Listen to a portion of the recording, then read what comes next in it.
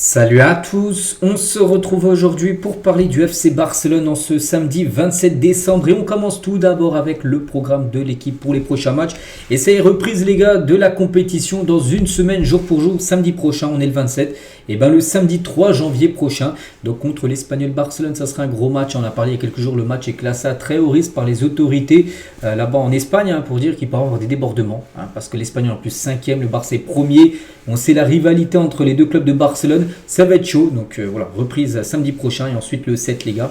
Le match contre Bilbao qui se jouera en Arabie Saoudite, la demi-finale bien sûr de la Super Coupe d'Espagne.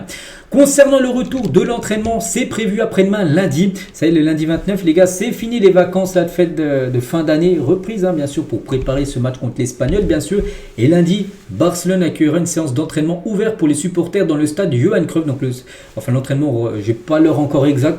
Je dirais peut-être demain ou lundi si j'ai des nouvelles, mais voilà, ça sera peut-être fin de matinée ou début d'après-midi en tout cas. Ça sera du côté de ce petit stade-là, le stade Johan Cruyff, où on pense qu'il sera guichet fermé pour poursuivre tout simplement l'entraînement dès la reprise.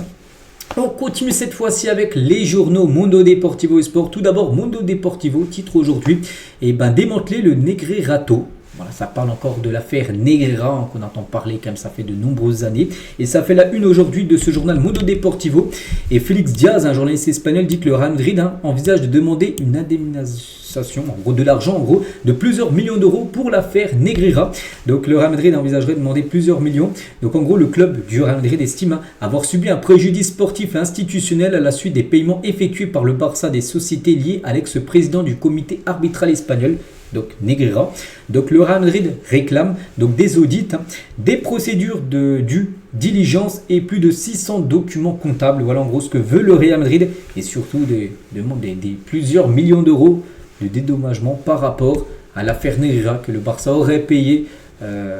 Patron de l'arbitrage à l'époque pour que le Barça soit favorisé par rapport à des décisions d'arbitrage. Donc pour l'instant les gars, il n'y a aucune certitude bien sûr, c'est vrai que ça parle depuis longtemps, mais aucune preuve en gros que le Barça aurait payé bien sûr Negreira, mais voilà, ça continue à parler, le Real Madrid veut des grosses sommes d'argent pour en dédommagement.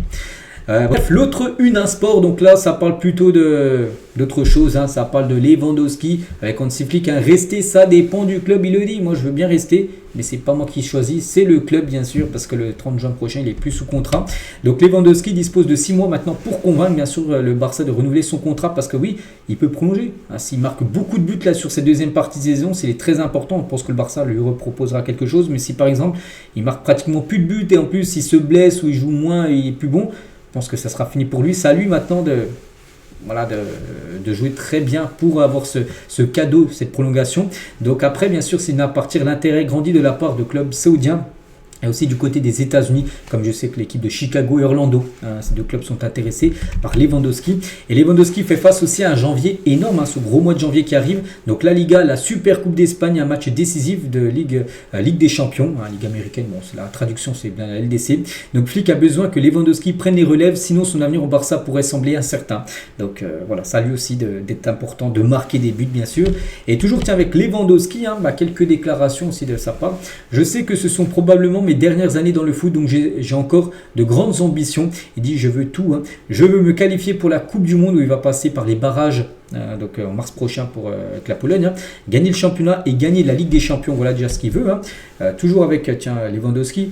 Est-il vrai que Barcelone vous a demandé d'arrêter de marquer des buts pour ne pas verser de primes au Bayern Munich? Donc Lewandowski il a dit il y a des choses dont je ne veux pas parler, je respecte le Barça et tous ceux qui y travaillent, j'étais au courant de la situation du club, beaucoup de choses devaient être réglées pour le bien du club.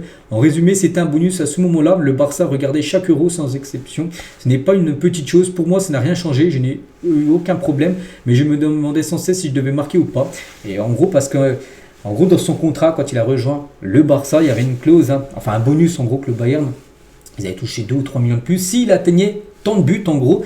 Et il était pratiquement à la limite lors de sa première saison, peut-être il était à 29 buts et s'il mettait 30 buts, et le Bayern devait recevoir 3 millions de plus. Et du coup le Barça, oui il le dit, le Barça lui a dit on évite de marquer, il ne marque plus, rester 2 ou 3 matchs. Essayer de plus marquer, parce que sinon on va devoir donner 2 ou 3 millions de plus au Bayern. Donc elle a bien été vraie, on va dire, cette info. C'est lui qui le confirme à mi-mot, on va dire. Ce n'est pas difficile d'atteindre le sommet. Le vrai défi, c'est de rester au sommet bien sûr, année après année, avec la même fin. Un capitaine ne sera jamais apprécié de tout le monde, un capitaine doit donner des directives, même si certaines personnes n'aiment pas ça bien sûr, prendre des choix. Pendant des années j'attendais de mes coéquipiers nationaux qu'ils jouent à un niveau auquel j'étais habitué dans mes clubs, c'était mon erreur, je ne l'ai compris que plus tard, parce que bien sûr quand ils jouaient par exemple au Bayern, au Barça, quand il retourne avec la Pologne, c'est pas le même niveau. Bayern, Barça, c'est le top niveau. Puis après, il venait jouer avec la Pologne. Donc, il demandait à ses coéquipiers de la Pologne d'avoir le même niveau que les joueurs du Barça et du Bayern. Donc, c'était pas possible. Et après, il a compris qu'il ne pouvait pas demander autant à ses collègues, bien sûr, polonais que ce qu'il peut demander bien sûr à ses coéquipiers du côté par exemple du FC Barcelone. L'argent ne m'a pas changé, mais la situation autour de l'argent vous oblige à prendre d'autres décisions. Parfois les gens pensent que tu es froid ou distant, mais en réalité tu protèges juste ce qui compte le plus, ta famille. Toujours avec Lewandowski, mon père ne m'a jamais vu jouer professionnellement, mais j'ai l'impression qu'il me regarde depuis le meilleur siège du stade. Voilà.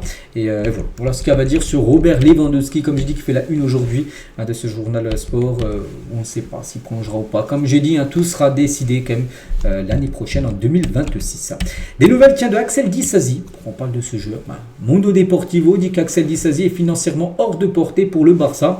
Techniquement, il est un défenseur central, physiquement fort. Il fait quand même 1m90, rapide et doué pour construire le jeu. Il est également exclu des plans d'Enzo Maresca, le coach de Chelsea où il joue. Chelsea préfère le vendre, sachant que son contrat se termine jusqu'en juin 2029.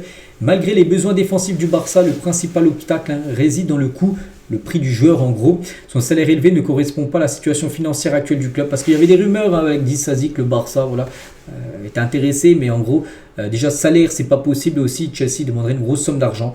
Parce que je crois que Chelsea ils ont atteint leur quota de joueurs prêtés, c'est-à-dire qu'ils ne peuvent plus prêter de joueurs, ils ont trop prêté de joueurs, surtout à Strasbourg, je crois, leur club satellite. Et du coup, maintenant ils doivent vendre les joueurs qui souhaitent voir partir.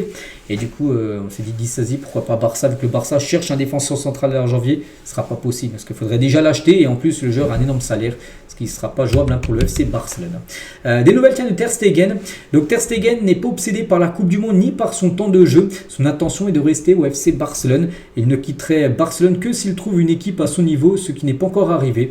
Voilà, on a l'impression qu'il n'est pas obsédé par la Coupe du Monde, pourtant il y a quand même la mondiale qui peut jouer, parce qu'on sait que Neuer a pris sa retraite internationale, donc il peut avoir ses premières places. Il s'en fiche, c'est pas qu'il s'en fiche, mais il n'est pas obsédé par ça. Il souhaite vraiment, son intention c'est de rester à Barcelone. Et si Juan Garcia se blesse, Ter Stegen est son remplaçant. Ter Stegen est le deuxième gardien de but du Barça en ce moment. Avant c'était plutôt Chesney, mais maintenant c'est bien Juan Garcia numéro 1 et Ter Stegen le numéro 2. Voilà. Mais bon, il faut que Juan Garcia se blesse pour que Ter Stegen joue, sinon il jouera très peu jusqu'à la fin de la saison. Girona aimerait avoir Ter Stegen en prêt, mais ils ne peuvent pas se permettre aussi son salaire. Il reste à voir si le Barça serait prêt à payer une partie de son salaire, et est-ce que le joueur aussi aimerait aller à Girona, parce qu'on sait qu'il a de grandes ambitions, Ter Stegen. Voilà, un club où là il pourrait avoir pas mal de temps de jeu. Après c'est aussi aux joueurs de vouloir bien sûr partir du club. Des nouvelles de Lamine Yamal. Il y a quelques jours j'ai dit que Lamine Yamal était youtubeur maintenant, enfin footballeur bien sûr, mais un petit peu, il se lançait un peu dans YouTube. Il a sorti une vidéo où il a présenté en gros sa maison, et il a déjà obtenu deux beaux trophées. Le trophée là, tiens, que j'ai moi 2 fois, le trophée des 100 000 abonnés et le trophée en or, le trophée du 1 million d'abonnés déjà pour Lamine Yamal en seulement 4 jours, en seulement une vidéo où il a visité, il a fait une tour visite de sa magnifique maison. On va parler de Daniel Mo. Il reste à voir si Daniel Mo rejoindra désormais l'entraînement de Barcelone lundi.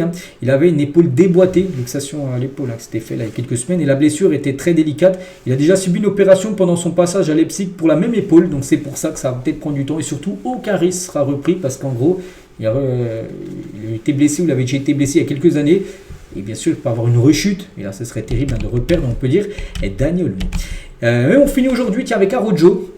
Et le Barça ne sait pas si Araujo commencera l'entraînement avec l'équipe en janvier. C'est lui qui décidera quand il sera prêt. Personne ne veut lui mettre de pression pour qu'il revienne. Même si on parle beaucoup d'un retour normalement lundi. Est-ce que c'est lundi, retour à l'entraînement? Il pourrait être là. Mais si le joueur ne se sent pas encore dans les meilleures conditions pour reprendre, et le joueur prendra encore le temps qu'il faut pour se remettre à plomb. On ne sait pas que ça fait quand même un mois qu'il n'a pas joué, même d'entraînement, parce qu'on sait que ça n'allait pas très fort après le match contre Chelsea, où il s'était senti coupable bien sûr d'avoir fait plonger l'équipe avec son carton rouge, reçu quand même sur un gros tacle sur Marc Kurela. Enfin c'était même 2 jaunes qu'il avait pris. Voilà, donc ça a été terrible pour lui. Donc voilà ce qu'il va dire aujourd'hui. J'espère que ça vous a plu. Donc on se retrouve nous demain dimanche pour le prochain numéro. Je vous souhaite une très bonne journée et à demain.